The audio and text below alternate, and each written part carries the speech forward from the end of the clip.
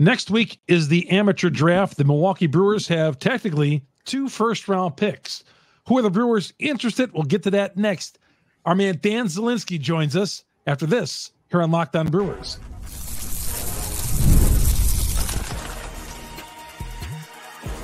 You are Locked On Brewers, your daily Milwaukee Brewers podcast. Part of the Locked On Podcast Network, your team every day. Good to have you along. Chuck Freeman here on Locked On Brewers, part of the Locked On Podcast Network. We are your team every day.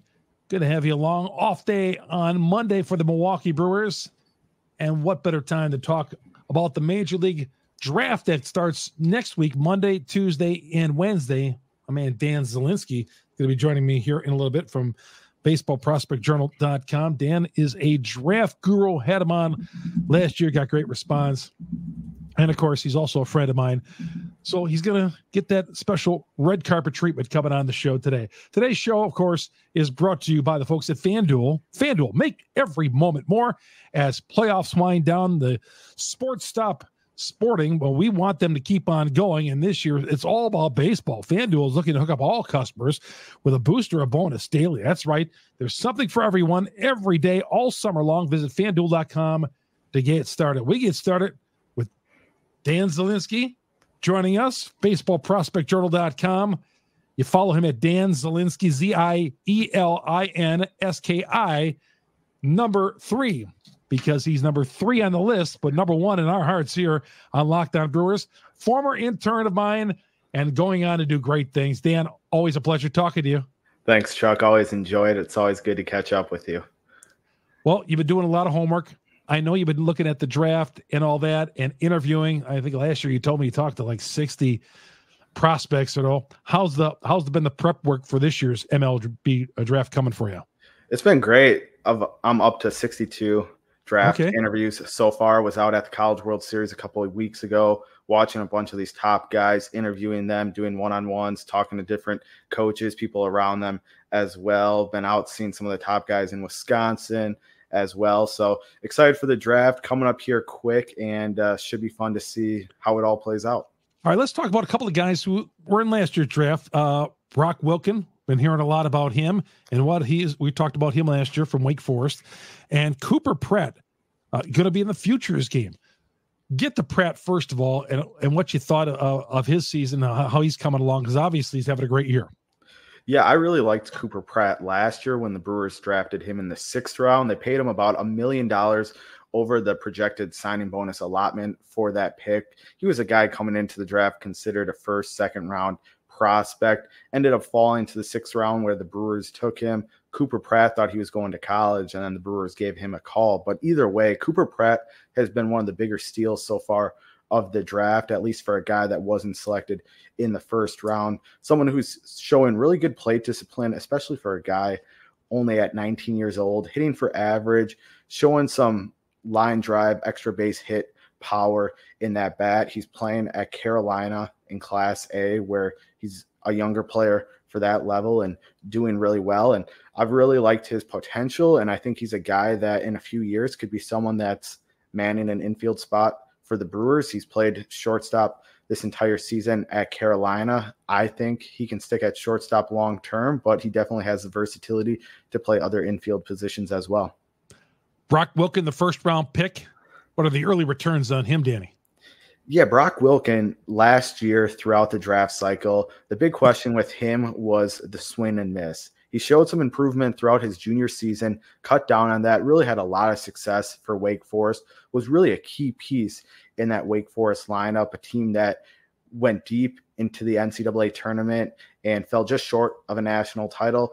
This year, he's off to a little bit of a slow start. He's hitting for plenty of power. The average isn't quite there yet. He's played at Double-A mostly this season and has 66 strikeouts, 28 walks. Definitely would like to see that number a little closer to one another, preferably strikeouts obviously down, and the average at 226, not going to cut it. But this is also kind of what the Brewers drafted, was a power hitter who wasn't going to be a high average guy. So we'll see how it pans out. He's still a really young guy at only 22 years old, already at AA. So definitely needs some more seasoning in the minor leagues, but someone who can maybe be up next year at the major league level if everything goes right and how the Brewers expect.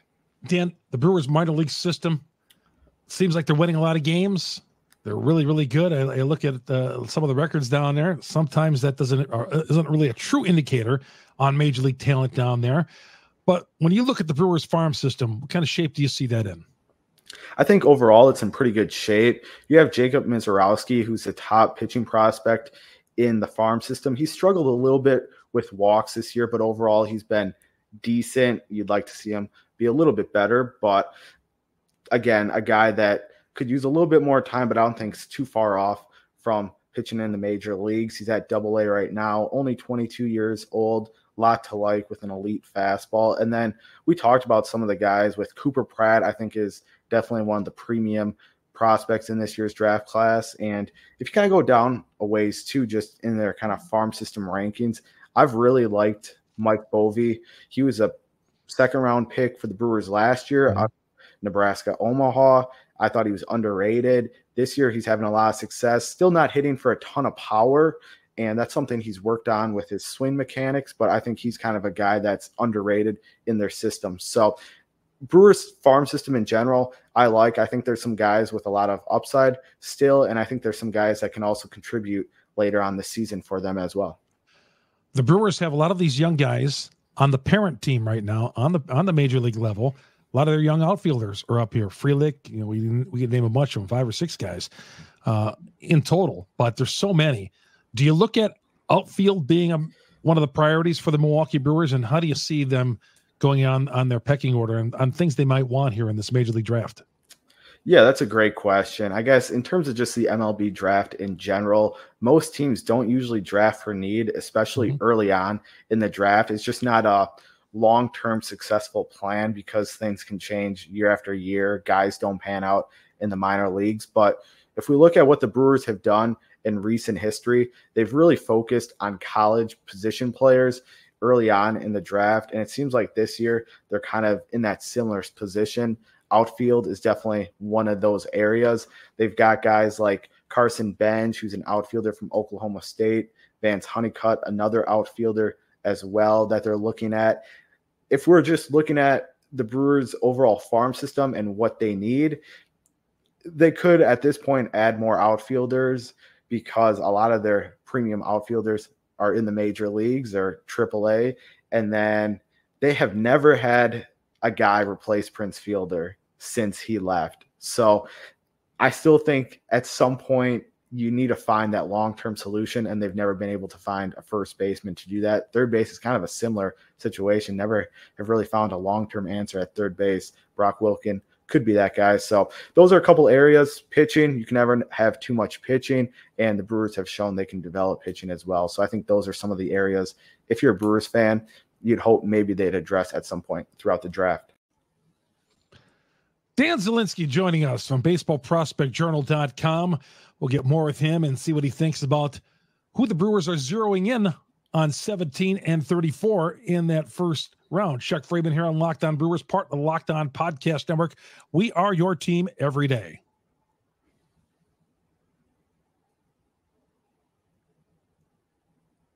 FanDuel is America's #1 sports book for a reason. FanDuel has got terrific bonuses.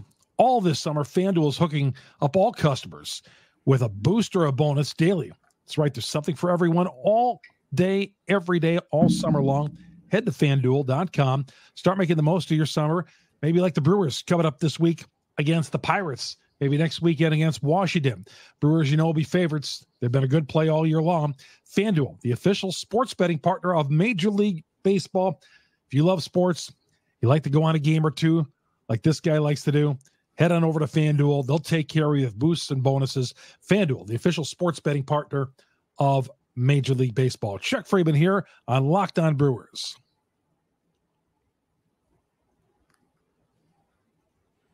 And our guest is Dan Zielinski from BaseballProspectJournal.com. Danny has been doing this site for several years. How's the site coming along for you, Dan? The site's going well. this is year 10 covering the draft, which is hard to believe. And we have writers all over the country now covering the draft, covering college baseball. So it's exciting to see how it's grown and how much more coverage the draft has gotten over these last 10 years.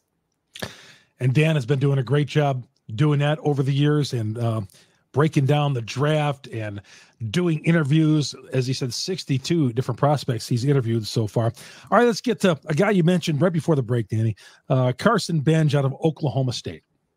Yeah, Carson Benj is a guy who is a two-way player from Oklahoma State. He's honestly a legit draft prospect as a two-way player, but more scouts prefer him as an outfielder compared to a right-handed pitcher. If he was a right-handed pitcher, he'd probably go maybe like third round, but he's going to go in the first round as an outfielder. 6'1", 195 pounds, left-handed hitter, really a quality prospect, someone who has really great contact-oriented skills, drives the ball into the gaps, line drive hitter. His power has improved. He hit 7 home runs in 2023, and 18 this spring.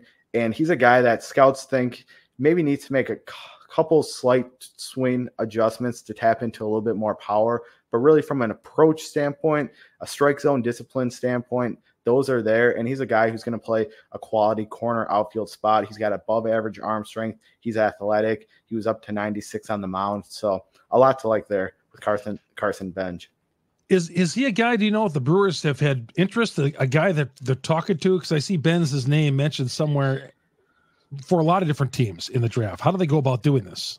Yeah, so he's one of those guys in that kind of range where the Brewers are selecting at number 17. That's definitely in play there, as well as kind of the picks around them in the teens and early 20s. The Brewers have been really connected to college position players this draft cycle, like I've mentioned, and he's one that they've really kind of focused on throughout this cycle.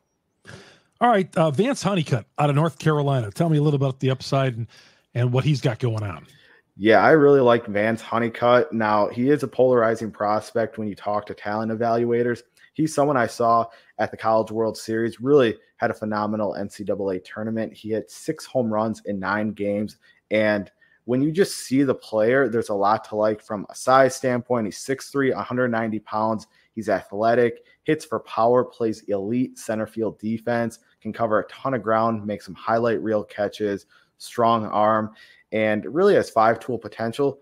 Biggest question mark, though, is the swing and miss. And that's something he struggled with this year. Even though he hit for a really nice average, 318, 28 home runs, he did strike out 83 times in 225 at-bats, only had 36 walks. So that's something that is really kind of hurting Vance Honeycutt's draft stock, even though he had a really good NCAA tournament, and that's definitely propelled him to get some early interest in kind of around starting at 12 with the Red Sox to as far down as into the 20s. Honeycutt is just really polarizing, so it's going to be really interesting to see where he goes. The Brewers are connected to him. The Brewers showed last year they're willing to take a guy with some swing and miss concerns in Brock Wilken. I think from a package skill set standpoint, Honeycutt offers a lot more than Wilken did. So I think he's a guy that's definitely in play. The Brewers have had that interest, and I think it's kind of a little bit of a lottery ticket because if he's able to cut down on those swing and misses, you're getting a potential superstar here. Swing and misses. Do major league teams, do scouts really look at that and say, boy, I see the strikeout ratio and all that, and that really concerns me? Is that a real big thing today in Major League Baseball? A little bit, especially because if you think about it, even though he's playing in the ACC, which is the second best college baseball conference, he's still swing and miss at a lot of pitches, and he's not always facing premium MLB caliber pitching. So that is something teams look at. And sure, there's a lot of strikeouts happening across baseball these days, but that's still something kind of when you're looking and nitpicking these prospects like the teams are at this point in the draft cycle, that's something that's going to come up in discussion. 2 more players who I've heard mentioned around that where the Brewers are taking 17 and 34. Cam Smith, the third baseman from Florida State. Seaver King, third baseman out of Wake Forest. What do you know about Cam Smith? Yeah, Cam Smith, he's a guy that coming out of high school was definitely a name people were looking at. He was also another player I saw at the College World Series. Really good size and someone that scouts are a little bit split on if he can stick at third base long term or if he's going to have to move over to first base. But when you're drafting a guy like Cam Smith, you're drafting him because of his bat. He's someone that's getting interest in the teens, few picks before the Brewers, as well as obviously after the Brewers too. But he's 6'3", 220 pounds. Really like his right-handed swing. Very little movement in that swing. It's very simple, doesn't waste a lot of energy, and just hits line drives into the gaps. Has a ton of power potential. When I saw him play, he didn't have a huge performance at the plate in the games I scouted him, but defensively, I thought he looked really solid. Actually, at third base, he showed a strong, accurate arm, and for his size, he moved pretty well too at the hot corner. How about Seaver King? Seaver King, he's a guy that's really interesting because his first 2 years of college baseball, he was at the Division II level.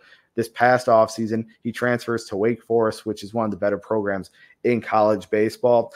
And this is a prototypical kind of Brewers type prospect. He's someone that can really play all over the diamond, shortstop, second base, third base, outfield. And he's 6 foot, 190 pounds, more of a contact over power hitter, but really he excels from the right side of the plate, ability to drive the baseball into the gaps, and has above average speed. Someone who I think profiles more as a top of the order hitter rather than a middle of the order hitter. And he's another guy getting a lot of interest here in the teens. We're going to see a lot of college guys go in the first round. If we look at just the draft in general, the biggest strength in this year's draft is college position players. The biggest weakness is high school position players. So we're going to see a lot of college players drafted. And with where the Brewers are picking at 17, there's going to be a lot of college position players there. That's why you see them connected to all those guys, as well as teams all around them being connected to college position players. Iowa, you and I were texting back and forth earlier today, and I asked you about Brody Brecht. You said he's got ace potential, pitcher out of Iowa. Yeah, Brody Brecht. He's got a really interesting backstory because he's a high school native. He's an Iowa native.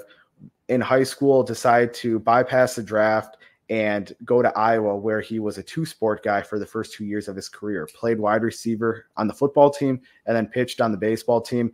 After his sophomore year, decided to give up football, focus only on baseball. Really, honestly, football was kind of his true love, but he realized, baseball, he had better potential. But when we look at him as a prospect, 6'4", 230, like I said to you, ace potential, and his fastball breaking ball is just as good as any pitcher in this year's draft class at 1-2 punch. His biggest concern has been kind of the walks.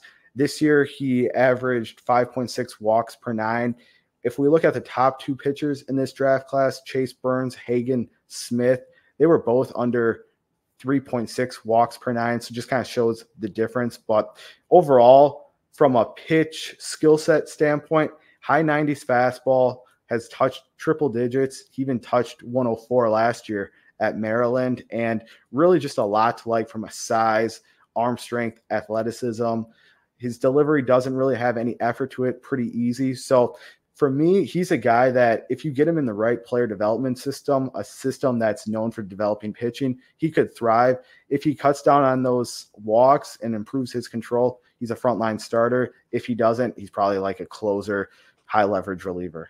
Dan, I like those guys who are football players and baseball. They just bring a sort of toughness with them to the game of baseball. I don't know what it is, but I obviously Bo Jackson's the first guy I think of, Dion. But, there's been so many guys who've played football and baseball. Those two guys did it at the professional level. But tell me what you think about that, guys who are football players and baseball players. I really like it. In today's day and age where we're seeing so much specialization, I still think being a multi-sport athlete is very beneficial. I know talking to some scouts too that did that when they were growing up, then ended up going on to play professional baseball. They still talk about the value of being a multi-sport athlete.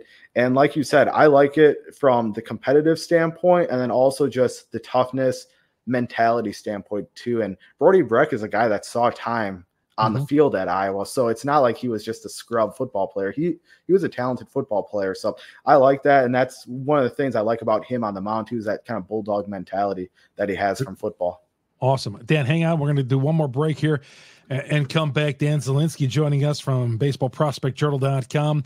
Draft guru matches the name of Danzalinsky. We'll see what he thinks about some of the players from the state of Wisconsin who might get drafted. Maybe the Brewers might be interested in one of these guys. Chuck Freeman here on Locked On Brewers, part of the Locked On Podcast Network. We are your team every day. You get us on Google, Spotify, Apple. We're on all the major downloads. Wherever you download your podcast, we are there.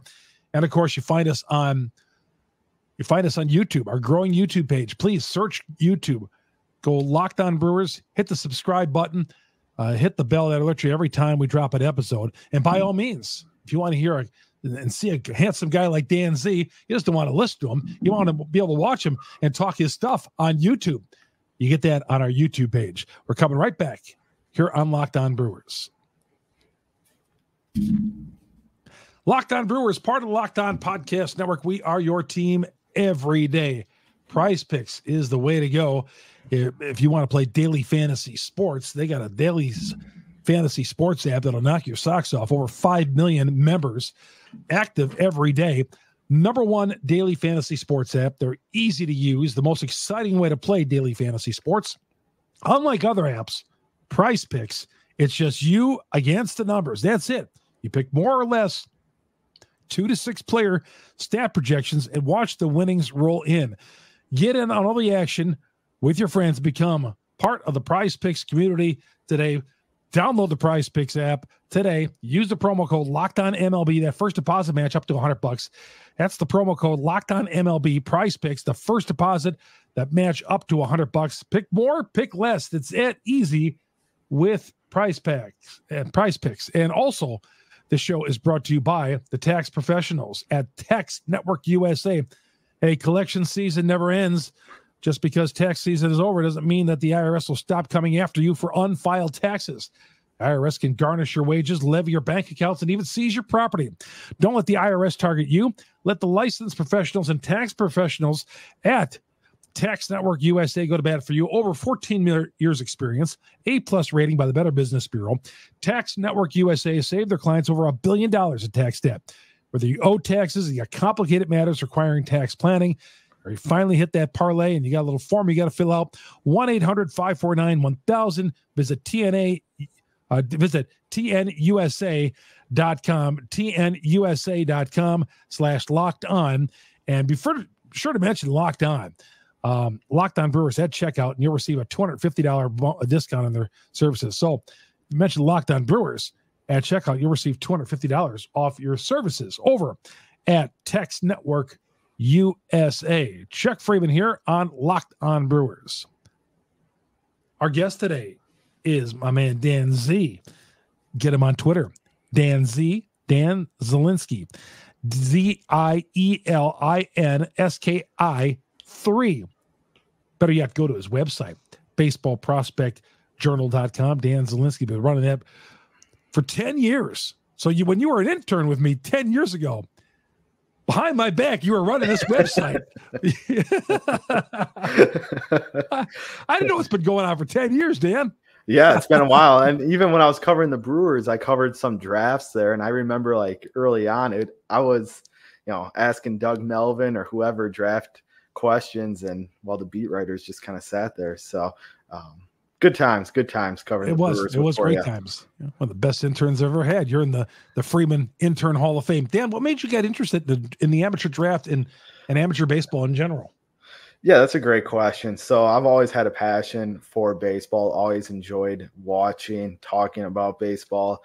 And when I was a student at UW Milwaukee in the journalism program, I was trying to find something that I could write about that wasn't highly covered, and had my own website at the time and was looking just to, keep writing about sports. And after not having success with trying to interview football, basketball players, decided why not try college baseball, and really had a lot of success. Interviewed before this year, I've interviewed, I think it's 518 prospects. So do the math with 62 more guys there, 580, interviewed almost 200 first round picks in this point. So just really enjoy doing it. College baseball is something, and the draft really for that matter, when I first started doing this, was not really covered, not really talked about a lot. And now it's really kind of grown in popularity. More and more eyes are on college baseball on the draft. So it's been cool to see and have really enjoyed getting to cover, scout, and share the stories of some of these draft prospects. And these Northwoods leagues, I mean, this thing has exploded. I'll be honest, when it first came several years ago, gosh, almost 20 years ago, I was like, oh, how long is this going to last? But cities like Fond du Lac have got them, Green Bay, Milwaukee. You look around, there's a lot of great teams, great franchises to watch some of these college stars play. Yeah, right now Baseball Prospect Journal has 2 interns covering the Northwoods League, so definitely check us out for that coverage, covering top prospects in the league. But you talk about it, like Pete Alonso was just honored a couple weeks ago by the Madison Mallards. Mm-hmm. Max Scherzer pitched in the league. Dalton Varsho, he went to UWM, now playing for the Blue Jays. Bunch of talent has come through the Northwoods League, and it's been cool to see. Dan Zielinski joining us from baseballprospectjournal.com. Dan, all right, let's get to the high school players here in the state. Why don't you give us a rundown of some of the top names we might be looking out for? Yeah, so there's really 3 guys to watch for in the draft. I really think 2 of them are probably going to get drafted. 1 is for sure going to sign. And the first one is J.D. Dix. He's a shortstop from Whitefish Bay High School. Mm-hmm. He's been on the scene ever since his freshman year, and someone I've covered extensively since that time. 6'2", 195 pounds, switch hitting shortstop, and really has been well regarded throughout his high school career. Entered this year probably as like a potential 2nd, 3rd round pick. Stock fell a little bit because he was recovering from labrum surgery in his right shoulder and really kind of eased back into it this spring. He started the year by DHing, then he was playing second base. So scouts really didn't get a chance to see him at shortstop. Had a really good performance at the draft combine a couple weeks ago. Now he's kind of back into that 2nd, 3rd round consideration. He's a Wake Forest commit and going to be a potential early round pick, someone who can really play around the diamond too. So really like JD Dix a lot. Eddie Reinders, he's a shortstop from Wisconsin Lutheran High School, and he's really kind of blown up this spring, really shot up draft boards.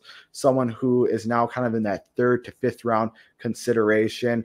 A lot like JD Dix in terms of a size and skill set perspective at 6'2", 195 pounds, left-handed hitter, drives the baseball into the gaps with a really kind of simple mechanics, line drive swing. He's got a lot of upside still left, a lot of untapped potential, still really raw as a baseball player. Interesting, he's a Kent State commit, also could be drafted this July here in the next week. And then the last guy to watch out for is Jack Tatine. He's a right-handed pitcher from Verona High School, good size, 6'3", 180 pounds.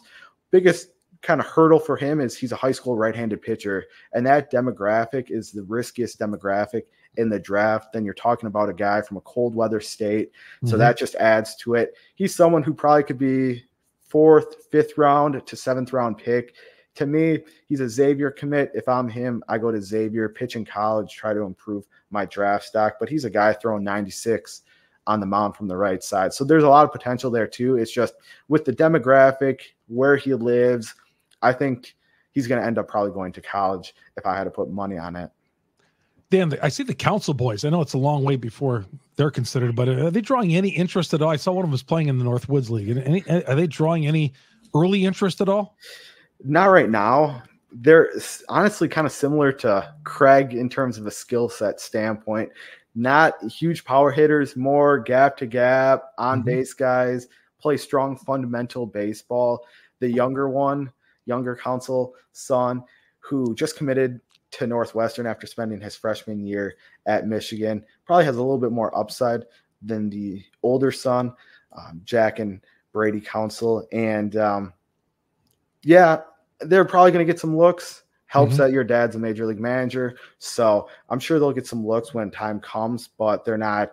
It's early in the game. Yeah, exactly. Yeah, early in the game. I threw you a curveball there. You're just mentioning guys. I was thinking, I remember seeing the Council kid playing for the Lakeshore Chinooks. Was in the paper the other day. There's a little photo of him. So, hey, Dan, great stuff. Give people, if they want to get a hold of you, websites, everything, why don't you just lay it all out right there? Sure. First way, on X, Danzalinsky 3, and then Baseball Prospect Journal have a ton of content coming out between now and the start of the draft on Sunday. We'll have more mock drafts, probably a podcast, 5 player profiles coming up between now and then. So just a lot of content coming between now and the draft. And then obviously after the draft, I'll give my thoughts, recaps on the Brewers and other picks that stood out. And then we'll get ready for 2025 with content coming out the day after the draft ends. And Dan, next week, let's do a little draft recap. What do you think of that? We can get you on at the end of the draft and talk a little bit what's going on with the Milwaukee Brewers. Brewers got several off days next week. Maybe we can pick a day and we'll get you on next week. Definitely. Always for you, Chuck. Anything you need. Danzalinsky, my man. BaseballProspectJournal.com. Draft guru, Danzalinsky. Follow him. He gave all the places to get a hold of him. Follow him on Twitter. Hey, thanks for following us along tonight. No Brewer game. Brewers will get back at it. We'll be recapping and talking about storylines tomorrow night. But wanted to get a little draft preview. I haven't talked much about the draft, and Danzalinsky is my man for that. Hey, everybody, have yourself a great Tuesday. Chuck Freeman, Locked On Brewers.